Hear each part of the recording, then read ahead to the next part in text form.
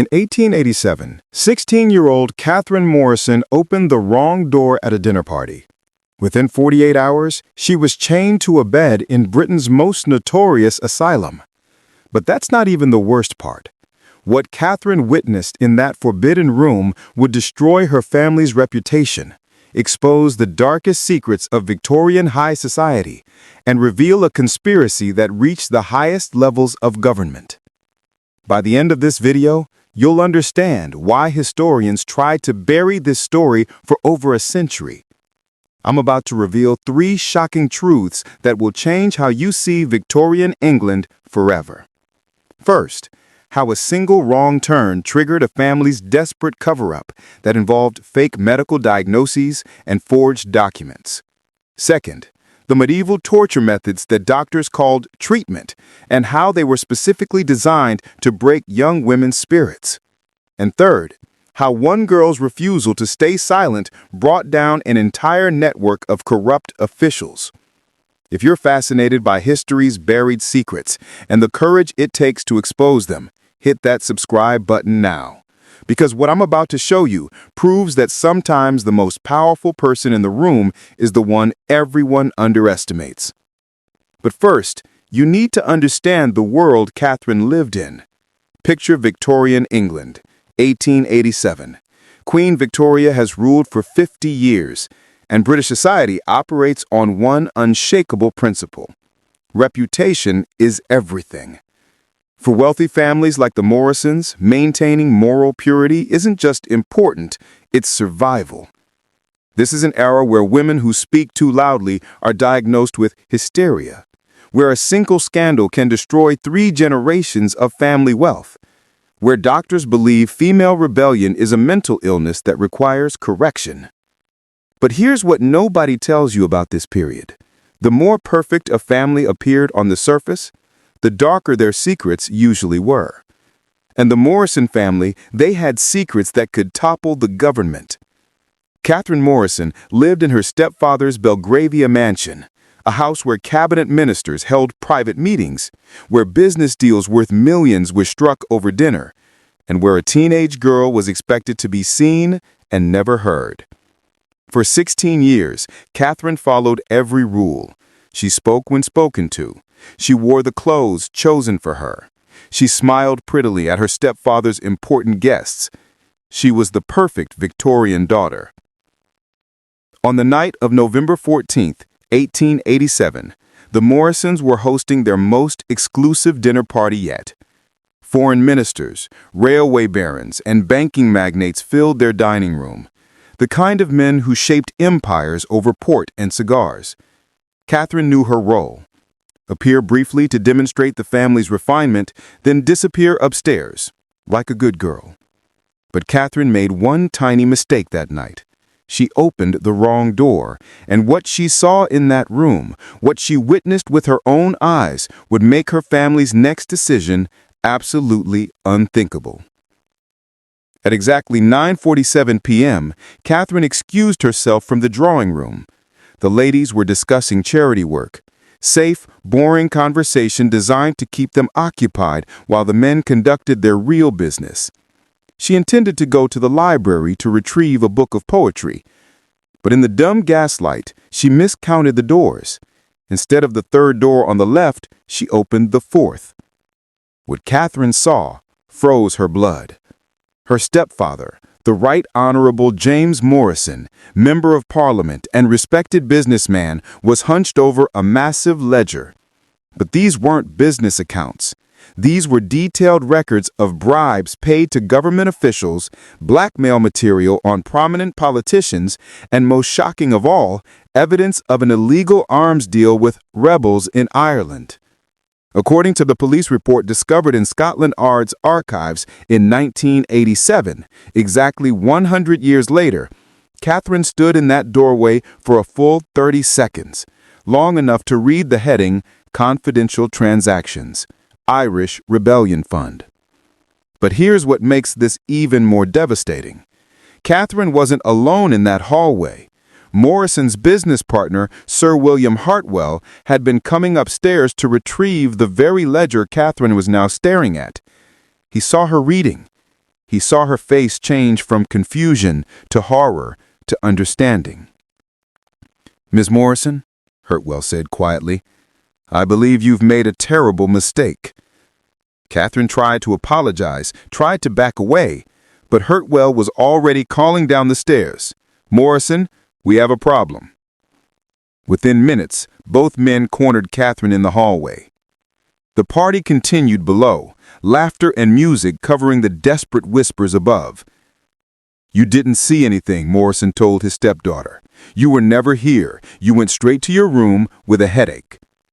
But Catherine, despite her fear, made a choice that sealed her fate.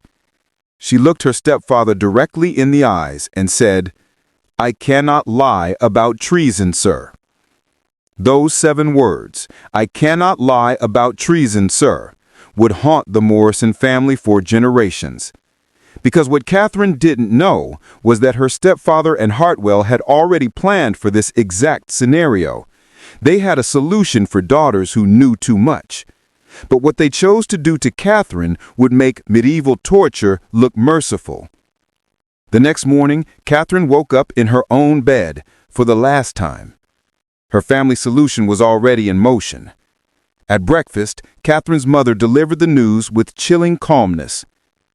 "Darling, your stepfather and I have been discussing your episode last night." "Episode?" Catherine repeated, confused. "Your hysteria, dear. The way you imagined seeing things that weren't there. The wild stories you told about your stepfather's private business." Her mother's voice was gentle, but her eyes were cold. "We've arranged for you to receive proper medical treatment." Catherine tried to protest, but Morrison had already summoned Dr. Edmund Forbes, a physician who specialized in difficult cases of female hysteria. Dr. Forbes was also conveniently indebted to Morrison for several substantial loans. The admission papers, discovered in the hospital's sealed archives, revealed the shocking speed of their plan. Catherine was diagnosed with acute moral insanity brought on by excessive reading and willful disobedience, a condition that supposedly made her prone to fabricating elaborate fantasies to gain attention. But here's what the official records don't tell you. Morrison had been planning this for months. Letters between Morrison and Bethlehem's superintendent, found hidden in the hospital's basement in 1994, revealed that Morrison had been making substantial donations to the asylum since early 1887. He was essentially buying a bed for when he might need to silence someone. The letters use coded language, but the meaning is clear. "Should the need arise to treat a member of my household for severe hysteria, I trust Bethlehem's discretion in providing comprehensive care." On November 16th, just 2 days after the dinner party, the Bethlehem wagon arrived at dawn. Catherine was told she was going to visit a new doctor for her nerves. As Catherine was loaded into the wagon, she caught sight of her stepfather watching from his study window, the same window that overlooked the room where she'd seen the treasonous ledger. Morrison raised his hand in what looked like a farewell wave, but Catherine later told investigators it felt more like a threat. Bethlehem Royal Hospital, better known as Bedlam, was Britain's oldest psychiatric institution. It was also where inconvenient truths went to die. The admission clerk wrote in Catherine's file, "Patient shows signs of advanced moral corruption and dangerous delusions regarding family members. Recommend immediate isolation and intensive correction therapy." Catherine would later describe her first night at Bethlehem as, "the moment I realized my family had buried me alive." But the chains were just the beginning of her nightmare. What happened to Catherine in the next 6 months would shock even seasoned asylum investigators. The treatment she endured weren't medical procedures, they were systematic torture. Dr. Henry Morsley, Bethlehem's chief physician, kept meticulous records of every treatment administered to his patients. His journals, discovered during the hospital's renovation in 1952, read like a manual for breaking human spirits. Catherine's treatment began with moral restraints, iron shackles around her ankles and wrists designed to encourage proper posture and submission. But here's what nobody tells you about Victorian asylums. The restraints weren't just about control. They were about sending a message. Every morning at 5 a.m., Catherine was dragged from her cell to the correction chamber, a windowless room in the hospital's basement where hysterical women underwent ice therapy. Dr. Morsley's notes are horrifyingly clinical. Patient Morrison submerged in ice bath for 20 minutes daily. Temperature maintained at 34 degrees Fahrenheit. Patient shows initial resistance, but submits after week 3. Progress noted in reduced verbal defiance. But the ice baths were nothing compared to the silence treatment. Catherine spent 18 hours daily in solitary confinement, chained to a bed in complete darkness. No human contact, no sounds except her own breathing. Dr. Morsley believed this would purge the hysteria from her system by eliminating external stimulation. The psychological torture was systematic. Catherine was told her family had disowned her, that her friends believed she was insane, that no one would ever believe her fantasies about her stepfather. But here's where the story takes an unexpected turn. Thomas Whitmore was a 34-year-old janitor who cleaned the asylum's basement levels. Unlike the doctors and nurses, Thomas wasn't paid to look the other way. And unlike Catherine's family, he couldn't be bought. Thomas began noticing something strange about the girl in cell 47B. Unlike other patients, she never screamed during treatments. She never begged for mercy. Instead, she spoke clearly and calmly about specific political figures, detailed business transactions, and government secrets. "She don't sound mad," Thomas wrote in his personal diary. "She sounds like someone who knows too much." For 3 months, Thomas secretly listened to Catherine's ravings. He began writing down everything she said, names, dates, amounts of money, details about government corruption that a teenage girl from a wealthy family should never know. But Thomas had no idea that his simple act of paying attention would expose the biggest political scandal of the Victorian age. Because Catherine had one ally no one expected, and he was about to change everything. What Thomas discovered in those notes would bring down the British government's most powerful men. But first, he needed proof. I know this is getting dark, but if you're still watching, you're clearly as fascinated by history's brutal truths as I am. Make sure you're subscribed and hit that notification bell, because next week I'm revealing the true story behind the Jack the Ripper cover-up and why the police knew exactly who the killer was, but let him go free. Trust me, you don't want to miss that one. Now back to Catherine's story. Thomas Whitmore made a decision that would change British history. On March 3, 1888, he broke into Dr. Morsley's office and photographed Catherine's medical files using a primitive camera he'd borrowed from a friend. What Thomas discovered in those files was explosive. Morrison had been paying the asylum £500 monthly, nearly £60,000 in today's money, to keep Catherine indefinitely. The medical notes revealed that Morsley knew Catherine wasn't insane, but was being paid to maintain the diagnosis until further notice. But the most damning evidence was a letter from Morrison to Maudsley dated November 15, 1887, one day after the dinner party. The patient has developed dangerous fantasies about government business she could not possibly understand. Continue treatments until these delusions are completely eliminated. Spare no expense. Thomas realized he was holding proof of a conspiracy that reached the highest levels of government. But he was just a janitor.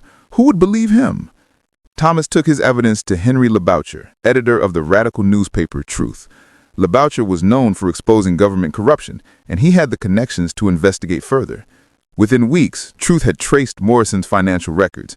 They discovered the illegal Irish arms deals, the bribery network, and most shocking of all, evidence that Morrison had been selling British military secrets to foreign governments for over 2 years. The scandal broke on April 12, 1888, with the headline, "Member of Parliament's Stepdaughter Tortured to Hide Treason." Public reaction was immediate and furious. Crowds gathered outside Morrison's mansion. Questions were raised in Parliament. The Prime Minister himself ordered a full investigation. But here's what makes the story truly remarkable. Catherine's rescue wasn't the end of her ordeal. It was the beginning of her revenge. When Catherine was finally released after 6 months of torture, she didn't retreat into silence. Instead, she testified before a parliamentary committee for 8 hours, detailing every crime she'd witnessed and every torture she'd endured. Her testimony led to the conviction of Morrison and Hartwell for treason, the resignation of 3 cabinet ministers, and the complete overhaul of Britain's asylum system. Morrison died in prison 2 years later. Hartwell fled to Argentina, but was eventually captured and executed. Catherine lived to see every person who betrayed her face justice. But the most powerful moment came during Morrison's trial. When asked why she never broke under torture, Catherine said simply, "Because the truth doesn't change, no matter how much pain you inflict to hide it." The girl who was locked in chains for being in the wrong room had brought down the British government's most powerful conspiracy, all because one janitor decided to listen. Catherine Morrison's courage changed everything. Her testimony led to the Lunacy Act of 1890, which established legal protections for psychiatric patients and ended the practice of indefinite confinement without proper medical review. Today, when we talk about medical consent, patient rights, and family abuse, we are building on foundations that Catherine laid with her refusal to stay silent. Her story proves that sometimes the most powerless person in the room, a teenage girl, a hospital janitor, can bring down entire systems of corruption. Catherine Morrison died in 1943 at age 72, surrounded by the family she chose, not the one that betrayed her. Her gravestone reads simply, "She spoke truth to power." So, here's my question for you. What would you have done in Catherine's situation?